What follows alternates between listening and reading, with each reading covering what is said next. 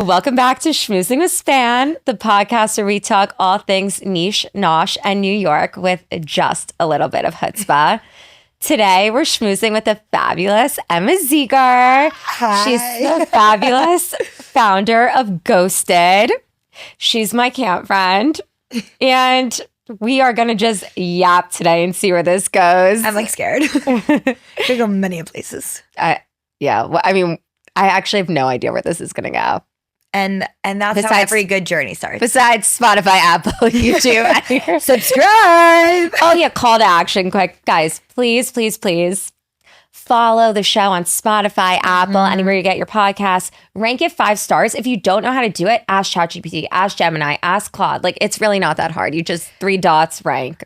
We all know how to use technology. I don't think people do. They're always like, where do you go to rank? And while you're at it, Ghosted also has Spotify, Apple, YouTube. I'm not that great on YouTube, but I'm getting there. And Instagram and TikTok. Heyo. And Emma's really consistent with her socials. I am very consist. And then I also have personal, but you know, M Zeigs or Emma Sloan Zeig on TikTok. And if you ran the New York City Marathon and your talent slide into her Instagram. Wait, should we discuss? Yeah, let's get into that first. That kind of explains you a little. Yeah, okay. So if you would like to know who Emma Zeiger is to my core, I really have no shame and don't give a fuck.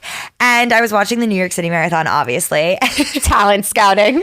As one would say, talent scouting. And I made a squad of girls around me. And so we'd shouting out numbers of people who were running that we thought were hot. And I was like, fabulous. This is all public knowledge. You mean asterisk talent, people you thought were talent. Correct. Yes. Sorry. People I thought were talent who were running by and you're athletic, you have some passion or determination, you really have to stick to a schedule. So we made a notes app of all of the bib numbers. And then I went home and as one does, go home, finds and looks up all of their numbers, looks up all of their time. And then I made a full Excel doc of name, time, where they're from, because it says it on the bib. And then I posted on social media and I said, hi girls, if anyone knows one of these baddies and they happen to be single and straight. Because my thing was I feel like it's the 3-3-3 rule. They're either in a relationship, in a gay. So that leaves a third of them who would be eligible bachelors. And let me fucking tell you, the girls popped off. I was getting DM slide in. I was getting TikTok slide ins. People were commenting, tagging people. I was DMing a guy for a little bit. He was so many people have sent me this. How the fuck do you know who I am? So yeah. How was the conversion rate? Horrible. I got texts and DMs, but nothing happened. Nobody who came to life? Not one date. They were all ghosts? They were ghosting me, those losers. But some of them didn't have good times. I don't want a slow fucker. I thought the 3-3-3 was they have to run under 3 hours. That was kind of it too, right? I don't want a slow baddie, but under 3 hours is fast. That's good. Yeah. Okay, good. We were individual sports, so we don't know anything. We do. That's an individual sport, running a marathon. Correct. We're just not particularly athletic. You want to define individual sports in a sentence? Sports that require no teamwork and are slightly odd and weird. Is that how you would describe it? Yeah. So we went back as counselors in what was the year? 2017? 2017, yeah. And we both were assigned as individual sports, which was not an activity while we were campers. Also, I wanted to be the ski instructor or swim, something that's actually cool where you got clout. Cool. It would be ski or swim. SSS. The least fucking clout activity of all time. I mean, it was we had a scarlet letter. It was are we freaks? No, you were a captain. Well, yeah, I was cool. Just kidding. I was obsessed with my monk, no regrets. But basically, individual sports was we were, I don't even know how we ended up there. Mine was because I didn't participate in sports at camp. I was excused from the lake all 7 summers. And you sewed the whole time. I sewed the whole time. And they took us to our brother camp, shout out Manitou, no talent. Sorry, boys. And they had us get archery certified there. They literally picked us up in a van and took us there and we were archery certified. What was the other sport? Would we still be archery certified? How long does that last? What's the expiration date? Should we look up? We got a card and everything. We need to find out. Through archery. Did we get USA. certified in anything else? Just archery because that's the dangerous one. But what else? You didn't need to be certified to teach biking or volleyball. Did we teach those? I don't remember. Oh, I remember I was like on the Peloton bike all the time at Jason's house. Of course. Obviously. So because we're individual sports and individual talent, that's why we both decide to start individual podcasts where people are like, you're crazy. You guys don't have co-hosts. What do you guys talk about? So that's probably the correlation, right? I think so. I think there's a 1-to-1 there. Yeah, 1-to-1. But we're community builders, though. Sorry, Jason and Leslie. Sorry. We also like doesn't mean we're selfish just because we're individual. Yeah. Yeah. Sorry, we love community. Literally community builders. Okay, so, like, do we want to jump straight into ghosted? Do we want to start with like the beginning of you? Like, what speaks to you? Where do you want to start? Like, I mean, I feel like the beginning of me kind of does lead to ghosted. So let's just like take it back, you know? So we decided we're going to discuss like our first core memories of what we remember of each other at camp, because we weren't in the same bunk, but I started in 2007 in bunk 9. And it's just funny to think like what somebody remembers as their first memory of you is usually like rare, like unique little instance. It's like nothing, like somebody drinking an apple juice. But mine, like, I feel like it does define you. Like, yours defines you. Literally. Even at the young age of 9, we really fucking understood who we were. No, yours was your bedding. Like, I'm not kidding. You just like were one of those campers who like had the fucking crazy bedding with all the colors, like tie-dye, multiple pillows. You had the bedding. And I feel like that's just like you. And then also obviously the fashion shows and sewing, but that wasn't the OG memory. Yeah. No, my bed was ridiculous. I remember it matched camp and it had a pillow that was made like a t-shirt that had an iPod on it and the Jonas Brothers are on it. Obviously. What song? I don't know. Probably the year 3000. As it should be. I literally, such a side tangent, but there's sometimes celebrities that like I'm not a 10 out of 10 in looks or anything, but like sometimes I'm like I could pull this celebrity and who is for that? A while like I thought it like it's obviously not Joe Jonas, but like for a while I was like we would really vibe and like get along. The people he's with are just like models, so like it's not me. Now I would say like Jack Harlow. I actually see you guys together. There's a lot of synergies, I think. I think we would get along. Yeah, so like Jack Harlow maybe. Or I see you like a music video with him. Or something. Like I could see you be like, I'm going away for the weekend for Jack Harlow's music video. And I'm like, okay, let me know how it goes. I like fully would do that. Though like I'm sorry to anyone who's like in this, for men, not for women. Like I don't care what women do, but for men, for some reason them doing instruments and stuff is like an ick to me. Like if a man on a hinge has a guitar, I'm so good on that. Like I'll swipe. So you don't like a man in the arts? No, unless you're Harry Styles. Like I think just like pack it up. Personally, it's a dick for me. Personally, is that a nick for you, or like you're like you'll like a guy with a guitar on his No, I'm definitely not liking a guy with a guitar. But like I'm like a creative too, so I'm like, okay, well, am I? I don't know, but like you are soft. Soft, I don't know. We're soft on everything. I don't know. Probably not. Yeah, I don't want them singing. That's for sure. Correct. The thought or dancing or acting. So I actually don't want them to go to Camp Manitou. Let's put it that way. With the thought, literally, the thought of like a man like serenading me, like kind of a freak. Like I'm good. Do people do that? I don't know, but I feel like if you're playing a guitar at some point, that leads to like you singing, and like I don't want a man singing near me. Personally. Me too. You know you're right about this. No offense, but like that's just like a major like red flag on like Hinge for me. What are some of your other red flags? Below 5'9". I mean, there's a few. I think if a man has his Instagram linked, I'm so good on that. What do you mean his Instagram? Have you ever seen this where men on one of their prompt is their Instagram? Oh. I don't think Instagram should be for men, so like no. I don't know. For straight men. And for some reason, like, I don't know. Why do I like people that post Instagram stories? Like, and it gives me the biggest ick, but all of them, they always are just, they love an Instagram story. Like, please. Okay, my controversial opinion about men on Instagram is I think that straight men, gays can do absolutely whatever they want. I want them all over my Instagram feed. A straight man should not have internet. They should be soft shopping. Correct. They should be soft shopping at all times. Either repost what your girlfriend posts or be funny. I do not want a mirror selfie. I do not want an Insta dump. If you're gonna, how about a sunset? No. Hey, if you're listening, men, I don't know your talent here of watching. Don't fucking post that shit. If you post like an Instagram dump, I need it to be a funny caption. I need there to be a meme somewhere in there. Like if you're promoting your business, that's different. I'm talking about like your personal gram. Let's stay off, boys. Let's stay the fuck off. You can like my stories. You can be active viewer. And what do you think it means when somebody likes your story? They How do you want me. interpret it? Is that how you interpret it?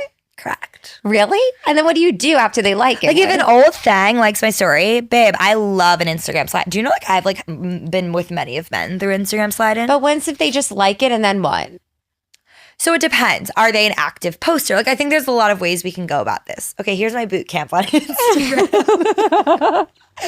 So I think if they like it, I think you got to see the vibe. Like what's the photo they're liking, right? Like is it like a selfie? Is it like a bathing suit? Like are you looking hot? Like did you post it knowing like I look fucking good in this? I've never taken a hot picture in my life. I actually, when you say all those things, I'm like, none of that has ever crossed my mind. It's like going off the grid. It's soft Shabbos, or it's like talent scouting. Like here's good destinations to prospect. Like Yo, your gram is for the girls. Mine is like hoping like that one man like I spoke to a couple months ago likes my story. once if somebody like likes a story, let's say that you posted about ghosted, that's not like just I like, would think that's support. yeah. I wouldn't think they're trying to like get my You know? Yeah. Do you throw out Instagram likes to guys? But again, they shouldn't really be posting on their story. But if they are posting on their story, No, I haven't. okay. Yeah. I don't throw love. I'm like an overgiver in real life. I meet you once and I'm like, let me connect with every single person I've ever met. Let me talk to you for 7 hours. Let me perform all my bits for you. How can I connect you? That actually is you to the core. And I'm like, I have to stop with this. This is getting, then they think I'm obsessed with them. And I'm like, no, I just like talking. Yeah, that actually is. Like, I feel like us two girls who love to yap, it gets confused with obsession or Oh, they like think if we're flirting obsessed. or like anything. And I'm like, wait a damn minute. It could be the wall I'm talking to. Yeah, I'm like, this, if I can't talk to you for under 4 hours, I mean, you must be a terrible person. I like hate dating. I like don't date. But like, I don't date so either. my problem is I love my, like, on a weeknight, I love to fucking be in bed by 9:30. I love to put my hat on. I love to read a book. I love to chill. Like, I don't want to be bothered by a man. But the problem is if I go on a date, I'm going to have multiple drinks. I don't know when the night should end. I'm going to keep talking to you. And then I'm hungover on a Wednesday. Why do I want that? You know You're what I mean? downplaying it though, because you have to talk about you're living 10 different lives a day. Your new day in my life series I'm into. Oh my God, thank you so much. I'm really trying to post on my social, like personal socials more to try to get okay, Talent or brand awareness? brand. My socials are like that social is not for the men. Do you know what I mean? Like that's not for them. But yeah, I work a full-time 9 to 5. I started a podcast, but it's more than just a podcast, also community. And I'm getting my master's degree. And I'm trying to post more on socials because I have Gotta realized market. that like social strategy is key. So I'm trying to be strategic, but that takes a lot of time. Therefore, why do I have time for a man? I hate most men. Respectfully. They're good for one thing. Sorry to the man listening. Okay, so how this all start? Red flags. I don't even know how we got here. How did we get? Oh, it started with the guitar, but somehow how did we get to the guitar? I don't know. Oh, we were talking about our core memories. I don't even know how in the world. Jonas Brothers. We were talking about the pillow because my memory was your bedding and you had the Joe Bro, and then Do you I was have like, ADHD too, or no? probably. Or am I just bringing yours out? You're probably bringing mine. Because Out. mine's. Raging. I mean, I started it. Let's be real. I've had ADHD way before it was cool or trendy. Yeah, no, I think you did start it. No, I did. I had it. I think I'm not diagnosed. 2003 maybe. And then I thought, barely crawling.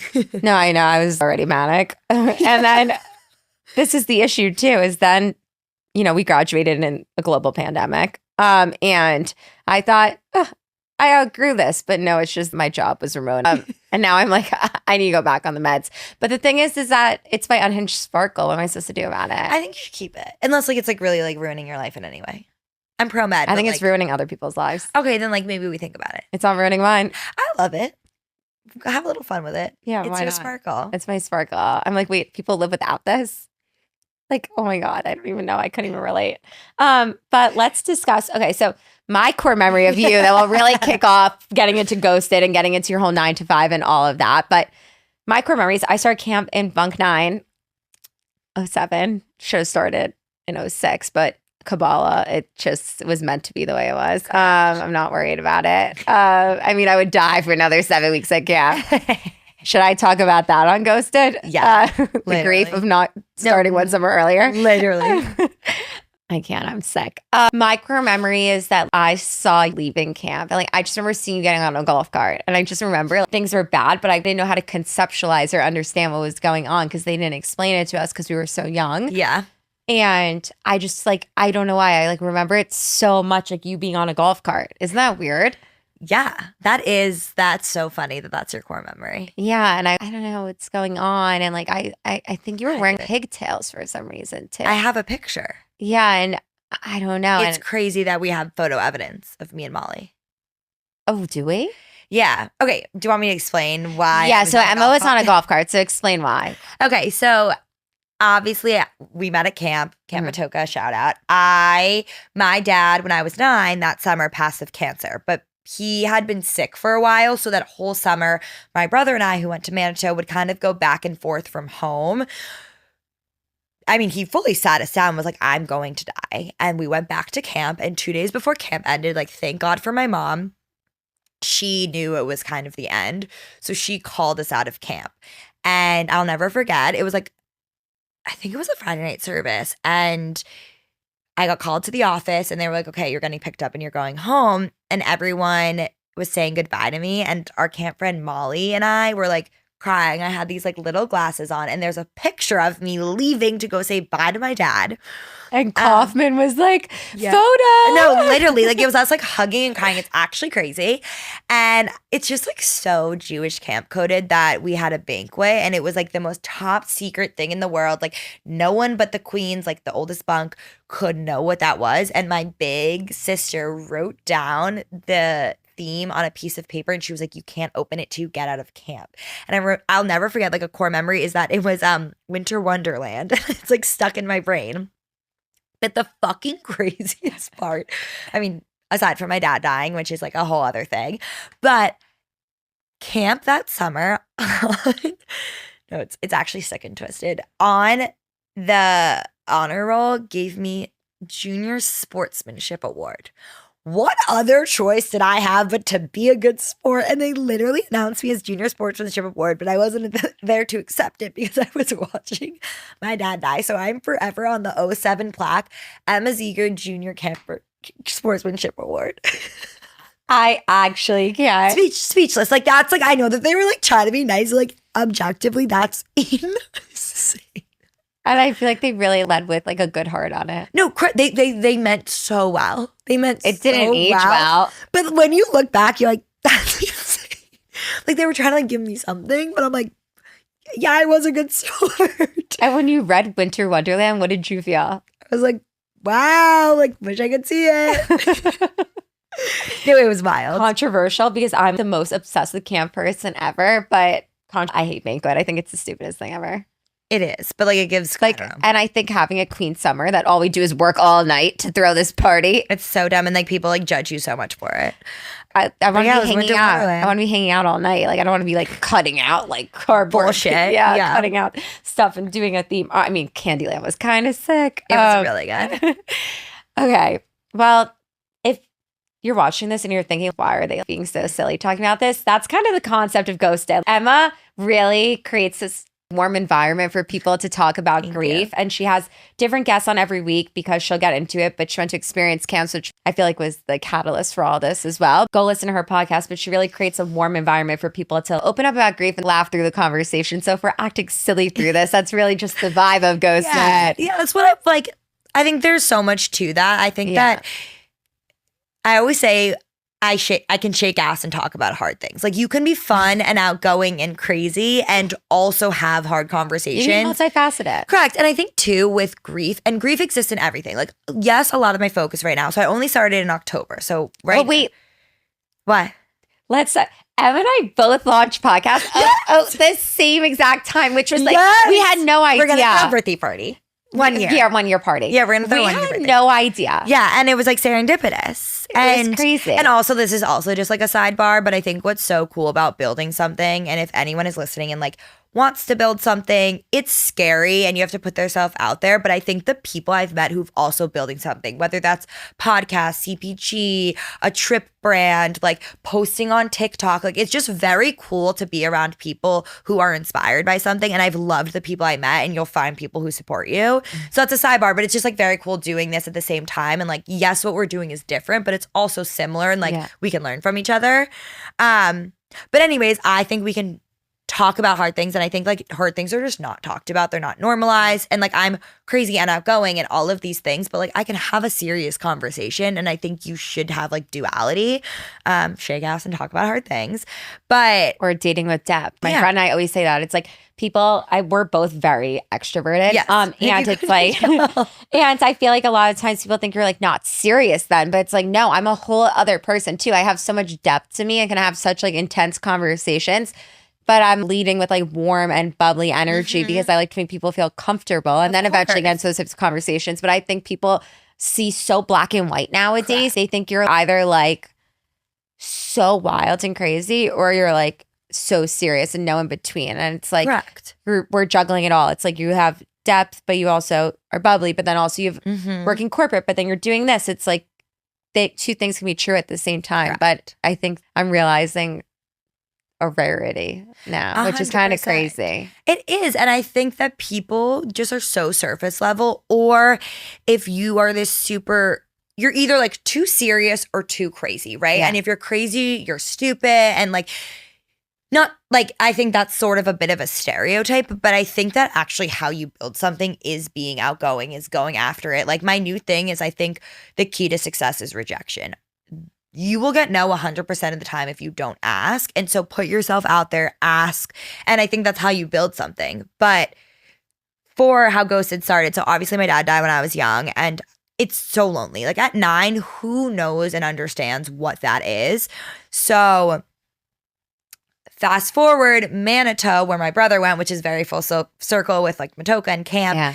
The owner's wife started what's called experience camps, which at that time was just like 20 boys who had lost someone in their life. And now it's expanded to 7 camps around the country. And it's when normal summer camps leave, it's a week for these kids. And through that, I've just like found the greatest community. I love the people. And I've realized the larger stories that through experience camps, there's an adult grief retreat weekend that my brother and I all went to. And my brother's wife at the time, this was in June of 2025, was pregnant. And we do letter writing, write a letter to the person in your life who's died. But my brother decided to write a letter from my dad's POV to his future son. So it was like, dear grandson, whole letter just about the fact that like he'll never get to meet who is now Owen, but he's in everything, right? Like he's in the lessons that we get to teach Owen because my dad is a part of us. And their baby shower was book themed, and I can't be chill about anything.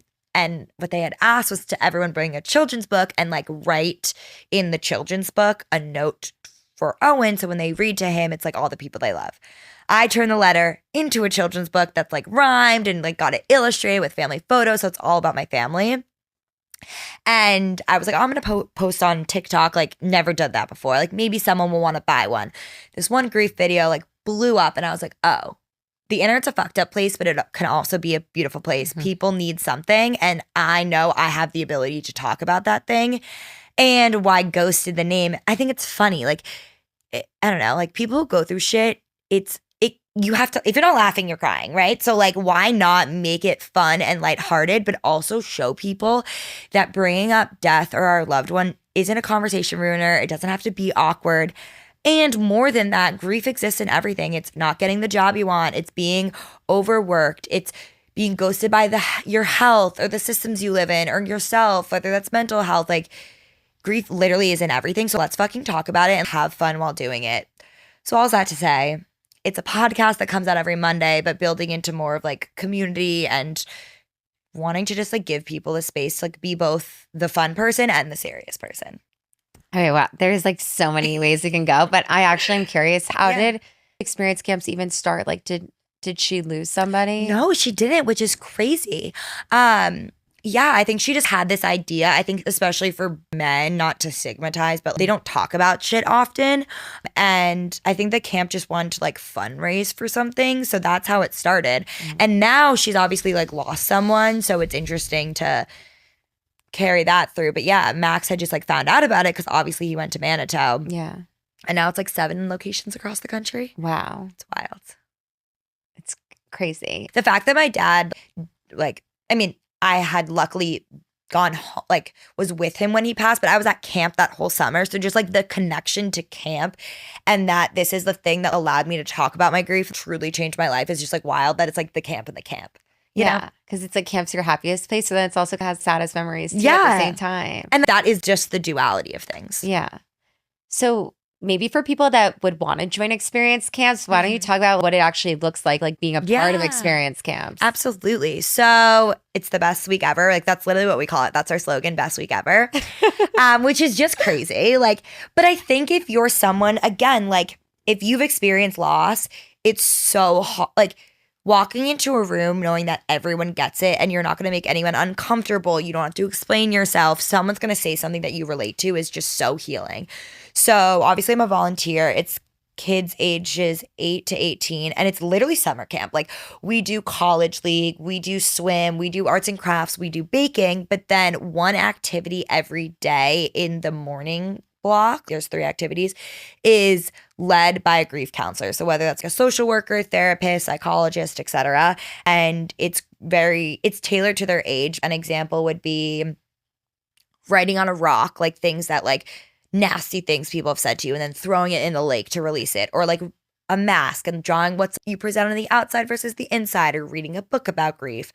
And so very clinically led, obviously.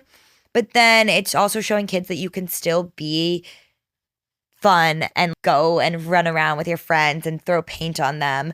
And a lot of the conversations just happen naturally in the bunk. Like it's crazy. Like they'll be sitting and talking. They're like, oh, you got a dead mom too? Like, do you feel this way? And it's just like easy. Or like fucked up shit that 13-year-olds deal with of like bullying. Like it's easier for them to talk about it. And then some nights, like it depends on the night, we'll have a campfire, which is also more like grief led and focused. But then it's just camp. It's so fun. I'm literally obsessed with it. And which location do you recommend? I mean, I'm Pennsylvania. Yeah. If anyone went to Equinox or Blue Ridge, that's where it is. Really? Mm-hmm. Oh, I didn't know that. Isn't that funny? I know so many people that went there. So many people. Yeah, literally. Yeah. And there's boys and girls programs. But yeah, that's the best, obviously, to me. But I have like my main like friends are in Connecticut, Georgia, Michigan, and Maine are like where I know other people mainly. Wow. That's so amazing. I'm obsessed. Is it free for the campers? Mm-hmm. Yeah, so it's a nonprofit, so 100% free. And then we just donate our time to go. They give us meals and stuff, obviously, but we're not getting paid. Yeah. Well, unless you want to be a nurse, you can get paid. If anyone wants to go. the Strahan family. The nursing at camps, it's like always a family. Like, I don't know. Okay, so let's dive into, there's so many layers, but do you think now through having conversations with people on ghosted, you lost your dad at 9, but I guess you have a lot of them lost people a bit older. Mm-hmm. Like seems like a pattern of, I feel like in their 20s. Yeah, more. I would say like teens and 20s. Yeah. Generally. I mean, I'm open to anyone, but like it's just less common as a young kid. Yeah. So how does it change your perspective? Because every challenge is so different, obviously, but losing somebody at a younger age versus now. Yeah. Does it make you think a lot about, how would you feel if you lost your dad at this age versus that age? What are some of the things that feel more challenging? Do you think about losing somebody younger? Yeah, no, thank you for asking. It's a great question. I think what's the hardest for me now is obviously it's been 18 years, but if anyone is listening who has been someone who's grieved anyone, or I mean, that's the one thing we all have in common, right? And it doesn't get easier, it just gets different. But I think what becomes challenging is kind of people like check in less and less as you get older and time goes on. Yeah. And not that I'm thinking about it 24/7 every single day, but like in every milestone or happy moment, there is sadness because someone isn't there. Yeah. But I think what the hardest part of losing someone at 9 is I don't know truly like who my dad is. I know the values, I know what he's instilled in me, but I don't know advice he'd give me. You're not talking to your 9-year-old daughter and giving her life advice. I genuinely don't know what he would say to me as an adult. So I get very sad of like, what do you want to hang out with me? What do you want to grab a beer with me? Like, would we truly like get along as adults, right? Because like when you're like a child, they're raising you. But now that I'm an adult, I really am curious of what he'd say. And of course, everyone could be like, he's proud of you, but what would his opinions be? What would he think about things? So that aspect is really hard for me of constantly questioning that. I think not that you should ever compare, but obviously I'm like a therapist kind of. Like I'm comparing. I am okay. Like I have lived so much of my life without my dad, and I have the greatest life. I love who I am, and in a weird way, he has given me so much because I am who I am because he's dead. Like this version of me would not exist. The people I've met, the things in my life, and I think I am a better person because he has died. And it's fucked up to say because obviously I want him alive, but I also like who I am. But I can accept that because it's been so long. I think someone who's like later in their grief or had their person for longer, that's a little bit harder because it's that balance, right? Of like basically my whole life is without him. Yeah. You know what I mean? And I didn't have to have a negative relationship with him because grief, like people are complicated. You're not always having the best relationship with people. So I didn't have to look back on fights or arguments or have a shit relationship with him and then have the complication of that. Like I get to have my dad as the great dad to the 9-year-old that I knew who showed up to ballet recitals and baseball practice, you know? Yeah. No, it's beautiful. Thank you. I feel you're really blessed that your family is such a tight unit, but a lot of times post grief, it's like family dynamics really shift. Is that like a really common pattern you notice? Yeah. And I'm very lucky. My brother and my mom are like my best friends and my sister-in-law. I mean, transparently, I have a very complicated relationship with some of my like distant family, but I will say it's very common. Mm-hmm. And I think it's hard too for people. Luckily, I mean, it's very different. I still struggle with this because you would think like, oh, my brother or oh, my mom would think so similar to me because they lost the same person. But we're all different ages. Our relationships were different. We're just different people. So it's even hard sometimes looking at your family member. You're like, how the fuck aren't you grieving like I am? And I think the hardest part for people is that everyone just handles things differently. So some people and their relationships clash because they're handling things differently. Or I don't know, like, I mean, fucked up shit. People fight about money. People fight about what to do next, what to sell, what to keep. Like moving on to next relationship too quickly. Oh my God, yeah. Too quickly relative. Yeah. Depending on yeah, but like, yeah. And someone would say it's too quick. Someone would say it's too slow. So everyone just has different opinions. So yeah, it's complicated. But that's why I think what's nice about building community around it is even if someone's person, it could be a friend who died, a sibling, like anyone, they could die in a completely different manner at a completely different age. They might get what I get, where someone who it was the exact same thing didn't. I think that the more people you talk to, the more someone's going to say something that you're like, yes. I love it. Yeah. So like cool to have these types of conversations. Emma, not only does she work a 9 to 5 in nursing and a school, now she's learning the art of sales with the outbound prospecting and rejection stuff. But she's had Carl from Summer House. Yes. She's had Tyler Cameron's brother. I mean, she's had really large guests on the show. Everyone makes fun of me. I have. Okay, this is also my biggest fight. And I've learned this recently. Mental health wasn't like great the past few months, but like, now I'm better. We've upped our meds. I'm a big Zoloft girl. I'm pro meds. Again, not that everyone is, but like we're in a great place now. So I'm like, I'm going to lock the fuck in. And I made it my goal to reach out to 100 brands or people because my new thing now is rejection is a key to success. You cannot be afraid of rejection because what's the worst they do? They say no, they don't answer. Okay. The best they do is ask for more information or say yes. You're always going to get no if you never ask. But I just like cold emailed people when I started. Literally, I mean, I don't even have any followers now.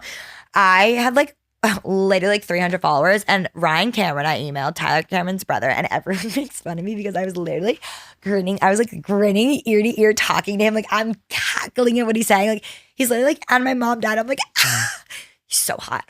And then talent. Literally, he's talent to a T. I just wanted to look at him all day. And then, yeah, Carl Radke, I interviewed too. Like, and I love him. He's so sweet and like so nice. And I honestly would suggest that one if anyone's like, I haven't listened to Ghosted yet, I want to.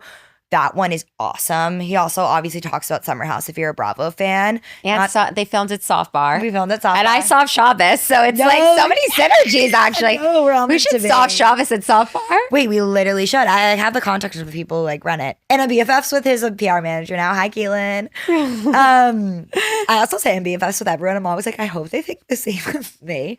But I swear, it's not like sad. Like, it actually is like nice to listen to. And I want to expand it into so much more than just death-related grief. Because again, grief's in everything. Well, also, when you're talking about rejection, Eugene, he owns like Corner Store and Catch Hospitality. He was our guest speaker at Kabbalah a few weeks ago. He was talking about rejection, and I forget the exact way, but he was like, if you're not getting rejected, then you're not shooting high enough. That's the moral of the story. I'm in sales, so I'm rejected all day, thousands of times a day. And then I was looking for 3 years, 30 hours a week for new jobs. That rejection is like my core. I'm so used to it. But I actually realized recently, okay, I actually am having a really high conversion rate with guests on the podcast that I'm like, I'm not shooting big enough too, but it's also figuring out what I want to, because it's not always like that big shiny name. It's really wants me to like engaged. Like you notice this too. It's not always like that huge guest isn't what actually is the highest viewed. It's really people that you're most interested in hearing their story, whether it's something small that they're going to talk about that you know that you can relate to in a certain 100%. way too. It's like the whole idea of community, which I think we both love so much, is like if you get one person, follower count doesn't matter. If they're engaged, perfect. You've sold them on it. We're like, sure, I could hope that someone with a big name reposts this, but that's not what it's about. And again, it's about someone getting to listen and hear themselves in that person's story. It's not necessarily about, but yeah, you've gotten like every guest that you've asked for. I mean, I reached out to 100 people. Now it's probably more, but when I like did the math, it was literally 33% of it, 33 people responded back. That's still really good. Massive. And then of those 33 people, 79% either asked for more information or said yes to whatever my ask was. So like that conversion rate is huge. That's huge. And I think that's like really in anything. Like you could take that lesson for actually anything. Yeah. I mean, I literally, that's all I do all day is cold outreach for I know. work. See, so that's it's so great. different. Yeah. Yeah. It's crazy. It's not what I do. I love those TikToks where people, they all hang out one night and then they go over their friends' jobs and we're like, okay, explain to me what you do. And like, people don't get it. Why don't you talk about what you do? No, I literally always joke though that like with my friends, I'm like, if I know what you do, we aren't good friends. Because that means I'm stuck in a conversation with you for so long that we have nothing else to talk about. But what do you do for work? My best friends, I like know the industry sort of. Like I actually don't really know. Do you know what I mean? Like I'm like, we're not like if I'm like, oh, that person does this, we're not good friends. One time I was on a call when I was on tech and I was getting really technical, didn't even realize. And my mom just started recording my call. I didn't even know, like in the background. To send to my dad, she goes, LOL, what is she saying? And it's like you talk a whole other language. Sometimes I'm on the street and I'm like, look, if you can't close the deal today, we're going to have to raise it another $50,000 if you don't sign by end of day Friday. And I'm like, I literally sound... You sound like a boss bitch. They're like, what line of work is she in? Like, No, that's I don't so know. funny. It could be anything. I'm pretty sure my mom like has like in her notes app what I do for work. Also, my mom is a huge schmoozer. She's a big fan. She literally texts me about Sam's Got. So I'm like, babe, I know. Like, I watch too. I listen. And she's like, did you know? I'm like, yes, babe. Well, Hi, Karen. Karen, no joke. That woman is addicted to G's cheese. I mean, she is crazy. Your mom is like the mom in Mean Girls. I mean, she is obsessed with Emma's book. So going off to community, Emma, she doesn't like when I say she has a podcast. She is building a community, a platform. Thank you. I know. A social platform. I know. She knows the branding. And so I went started to as a podcast, but babe, we're on to bigger and better. I went to her book event in Brooklyn, book event in BK. And your mom, I mean, I don't know if she'd have carpal tunnel after from holding her phone arm like this, filming you the whole time. I had to literally call her out. It was the light. I was like, Mom, are you filming the whole thing? It's going to be 40 minutes. Yeah, she is. It's cute. She's my biggest supporter. But she loves salty date, right? Is that her flavor of G's cheese? Yeah, salty date. I mean, the girl. Shout out G's. She came in recently and we went to the shelf to get G's cheese, obviously. Obsessed. She, if anyone has something there started, please reach out to Karen Zeiger on Instagram or Facebook. That's her preferred method. She will support you. She'll post about it on Facebook. She's the biggest support ever. It's the best. She dead ass like, and she'll go all in for you. Like she obviously is a schmoozer. So yeah, she's a schmoozer. Wait, what's the dream for the schmoozies? Where are we bringing this, Vatty? I'm still workshopping it. I know it's funny because I work in podcasting corporately, as you know, obviously. And then you literally can't escape this shit. No, it's like all day. It's like I hear a brand, I hear an advertisement. I'm like, oh my God, I need to go call them. Like Acquired Styles Bachelorette. Have you been following that? Yeah, Swan Beauty. Swan Beauty. So I immediately went on LinkedIn that night, messaged the owner of Swan Beauty. And I'm like, imagine working with XYZ. Like we need to advertise on this on podcast. That's like the smartest And they already Swan's responded. ever I'm meeting with them next week. Fuck yeah. I see everything now from corporate side and podcast strategy and all that. But, you know, the podcast at first like really scratched my like creative itch, and I've been wanting to do it for like 4 years. I'm so glad you like actually did it. I know. But I think what I'm realizing, the part I like the most is when it's full strangers where I have zero mutuals, zero. And these people are so obsessed with all the guests and they want to know so much more. And they all go and support the guests. And some of my guests have collabed together, like Ellie G and Spicy Dan collabed together. Just so many different ways of people discovering it and then becoming obsessed with the product. Like how many people send me how they eat sour milk a week now is disgusting. I'm addicted. I'm not kidding. I'm addicted to sour milk. It's crazy. No. Like you have like actually talk about influencer. That influences you so much. I'm obsessed with it. Because I obviously listen to the episodes and I'm like, wait, I like want to try. Like I'm a Jew, therefore I have GI problems. Let me give this shit a whirl. Literally, I'm obsessed. I'm obsessed. No, I am obsessed with it. And I would have not known it because of you. And then like the Friends solo ones, I love how people are obsessed with the lingo. And I get crazy voice memos. People tell me they quit their jobs from listening to the podcast. No, I'm addicted. No, I'm actually obsessed. They like quit their jobs or they're like coming in town from LA and want to get coffee, like crazy things like that. I'm like, you would build that community. Yeah, it's kind of ridiculous. Or I met these other people in LA. Last week I went to Ori's with them. It's crazy things like that. That is the best part. I like the feeling of meeting people, hearing people's stories and all of that. But at the end of the day, it just reminds me that everybody's like, okay, so do you want to quit and do this full time? It's really that I love the community side, but I'm also multifaceted and I love like the strategy side of it. And I'm obsessed with seeing all the innovations in the space and meeting cool people. I met with somebody at YouTube last week and talking to different people or being able to like pitch ideas. Like I have no shame. So I reach out to like the high ups in my company all the time. And I'm like, these people don't have shows. I think they should have shows. And talking to the talent agencies and coming up with lists of shows that should be acquired, like the acquisition and legal side. I'm like realizing, oh, I'm niche. That like that's my interest. I love that. I love that. That's what I'm passionate about. So it's all of it. So I'm like, I love doing it all and getting to sit on both sides of it. So I don't know exactly, but definitely trying to do more things with community because I like that part a lot, and you do a really good job of that. The best part. But I would love if you could. We both like work 9 to 5s and then you're also in school. So can you discuss like what you do in your 9 to 5 and what you're going to school for? I work in healthcare, so I'm in hospital administration. So like a lot of what I do is sort of like consulting for the hospital. So essentially if there's any adverse patient safety event or operational workflows that need to be improved around patient experience, I work from that side of it. Great job. I work from sort of that side, so like a project management side. And then I'm getting my master's of public health from NYU, which I'm graduating in May. Holla fucking Lula. Because is that the whatever Hallelujah Justin Bieber? Yeah. Literally Hallelujah Justin Bieber, like hallelujah. Wait, also, this could be like another bit, but you should do like your like hallelujahs. Like, do you know what I mean? Oh, like holla? That, but then like hallelujah, and then be like this thing, hallelujah. Like holla, like the love. But then you could like say and like talk about the things you love.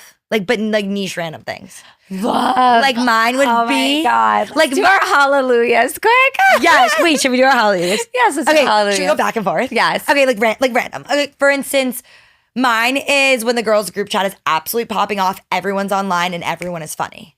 And you have that like short 10-minute window of just firing off hallelujah. Obsessed. Wait, I feel so much pressure. I'm like, I don't know where to start. I thought of that one because recently that happened to me and I literally texted that to my friends. I was like, hallelujah, guys. Oh my God, wait, I like feel so much pressure. This sounds so cringe when you get off the wait list of your workout class. Hallelujah. No, fair. Literally so fair. It's so hard. Let's do a camp hallelujahs. Okay. When there's sports bars, not sports bites, hallelujah. When we're not on a fat camp. Oh, hallelujah. Good call. Sports bars are the best dessert ever at camp, but then I hope the owners of camp aren't listening, but like it's true. Whenever post pregnancy, then they would become sports bites the summer after because we were all on boot camp with them on that post pregnancy diet, and then they became like this big sports bites, and we're like, ew. But when there's sports bars, hallelujah. when we were counselors and after a night out, you were silly, goofy hungover and not literally want to die dealing with children. Hallelujah. Love. Let's do, maybe I'll just ask you your hallelujahs. Okay, now give a ghosted hallelujah. Oh, a ghosted one. I feel like I have ones that aren't ghosted. Honestly, when someone listens to an episode and messages me that they connected to it, hallelujah. Love. Yeah. Do you know another one? When your coffee is the perfect color. Hallelujah. And where are you getting a coffee that's a perfect color? I don't know. I'm still workshopping it, but like, you know, when it's too white or too dark, like I want it perfect. I agree. Yeah. But when it happens, hallelujah. Hallelujah. Give a personal life hallelujah.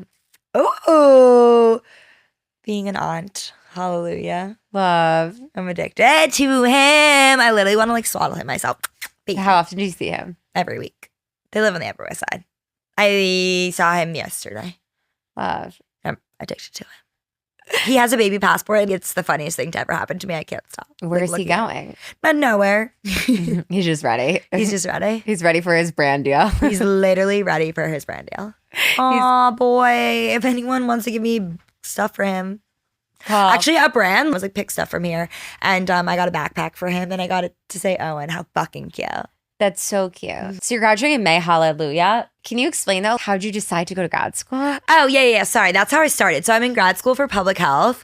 How long is that program? Well, if you go full time, it's 2 years, but work pays for it. So I'm part time. So it's been 4 years. Oh, wow. I didn't realize you've been in school that long. Yeah, because obviously it's an accomplishment, but like I think grad school is like it's just such a money grab a little bit. Like it's different if you're like in law school or business, like certain like, right, like if you're nursing, if you actually need something at the end of it. Yeah. Mine is that in my career, I would never be able to get to the next level. I mean, I've been promoted, but I've been promoted because I've been within NYU. If I were to leave to go to another institution, you need a master's degree. I also like learning. Like I do like the idea of public health. I also think like grief and public health are very related, which it actually does help me with what I'm doing. Loved when you're talking about bereavement and you're like talking about how they're. Yeah, my big thing is I think that there should be bereavement leave policy because the fact that you literally someone dies in your life and they're like, okay, you can have 2 days off. Huh?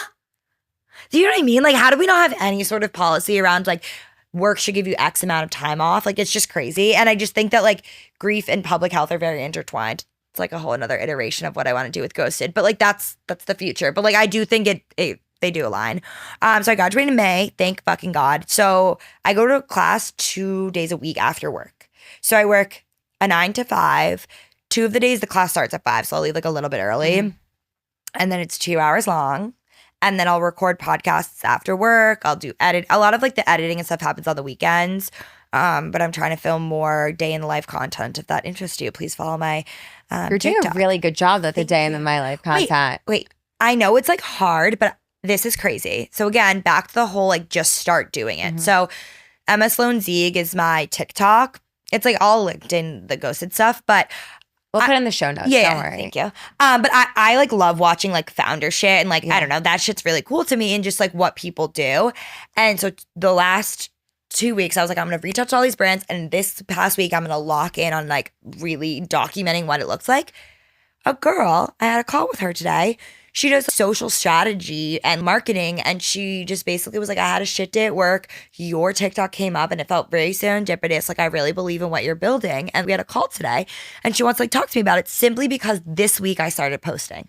Isn't that crazy? Yeah. How that works? Like, you just need one person to see something. It's not a coincidence. I reached out to this girl that I was like fascinated by what she does. She works at like one of the biggest talent agencies because I'm just curious what you do. You know, I love networking. So I'm like, I love talent. And she's works in the venture capital team. And I just connected with her on LinkedIn because I was just curious what she does. And she messaged me before I could even message her. And she goes, I love your podcast. And I said, you must have the wrong show. Are you sure it's this? And she's like, yeah. I go, what? She goes, is remote work making me weird? It's so relatable. And we're getting coffee next week when she's flying in from Beverly Hills.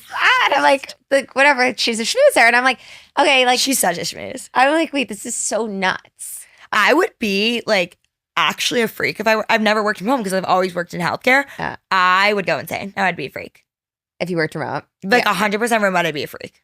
You know, that's why you have to listen. Is remote work making me weird? No, it's so LEG good. episode. Yes. We're going to do a part 2, me and her. You need to. Emma asked this on the end of all of her interviews, so I'm going to ask her, what's the loudest lesson your dad gave you? Oh, you're so cute. Oh, I love. I think understanding the value of life. I appreciate everything. I think with grief, you live for two people. And I mean, honestly, like, I love, you are such like an outgoing, happy, joyful person. And like, generally, I like look up to that because I think for me, I am, but I have been faced with, like, I know that life is precious. It's precious because it's not forever. And I think the loudest lesson he gave me is the fact that I know the value of life. I appreciate the value of life. Tomorrow's not promised. And so I just do things that fill my cup and try to surround myself with people that fill my cup. Honestly, it sounds simple, but people don't live that way. People get so wrapped up. You have one go at this. Do the things that you like. I know. I mean, so many people are sending our stuff around being like, that's so cringe, that's so that, but you have to live for yourself. Like, you have to. Otherwise, who cares? And also in Kabbalah, obviously it was going to come up, but we did a 21-day gratitude challenge. I love it. Every morning we do the Modalani, but like, we don't get too religious. It's basically a prayer every day, being like grateful that you're alive, that you woke up. That's so beautiful. And then the other half is you write down what you're grateful for. And then you write down on the other side of the paper what you're grateful for as if it's already happening, future tense. So it's like, I woke up this morning and blah, blah, blah, but you write it like it already happened. But then eventually it's so cool to look back on and see. I love that. We're able to do such a good job of that romanticizing your life trend, because you could have the hardest day ever at work and know it's going to be just so miserable. But then you can have gratitude and go into it being like, it took me 3 years to get here, 30 hours a week. And like, I'm like working with things I always dreamt of. But in your day to day, it's so hard. Like, this is so cool right now. Imagine like we were at camp, like this would never happen in the pack. I know, literally. It's the best. You have to. Otherwise, that's why I'm so into spirituality, honestly. It's hard to live your life without like a bigger purpose. And like your dad gave you that bigger purpose. I think he is like, and I think like religion or spirituality looks different for everyone. Like, I am not a religious person, but like my dad is kind of my version of that. So like, in a way I am. And I think the other thing I'll say about like what he's taught me is that I won't, like I said at the beginning when we were talking about the things that are difficult of losing someone young, I'll never know what he'll say or think of me, of who I am right now. But I have to remind myself I'm quite literally half of him. So if I show up as 100% myself, people will love me, and people love me for me. They are loving half of him because they'll never meet him ever. So I love that. You know, and I just think like everyone should just show up as 100% themselves. Who cares the things you like? If you're a man who plays guitar, fine, fuck it, do it. Because you'll find people who love you for you. You know what I mean? And I think it's just like, again, we have one life, so be yourself. Because what's the point of pretending to be someone different? That's a waste of your time. Love. Okay, well, we have to wrap up. So tell everybody where they can find you, and then just say your dream guest that you want on our brand. Oh my fuck. Okay, sorry, I swear a lot.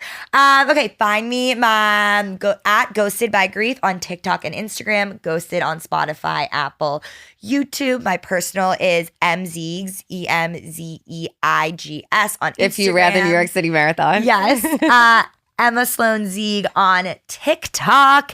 And oh, my dream. There's literally so many. Literally, probably any person you can think of. Like Anderson Cooper would be sick because he has his own podcast. I guess I'll say him. Like, there's so many. Recently, I really wanted Michaela Schifrin, who just did the Olympics, because that would be really cool and like with the times. Robert Irwin. Love. The list can go on. But if anyone wants to come on, please come share your story, send a DM or send someone my way. Love. Okay. Ciao, schmoozer. Ciao. We did. That was so good.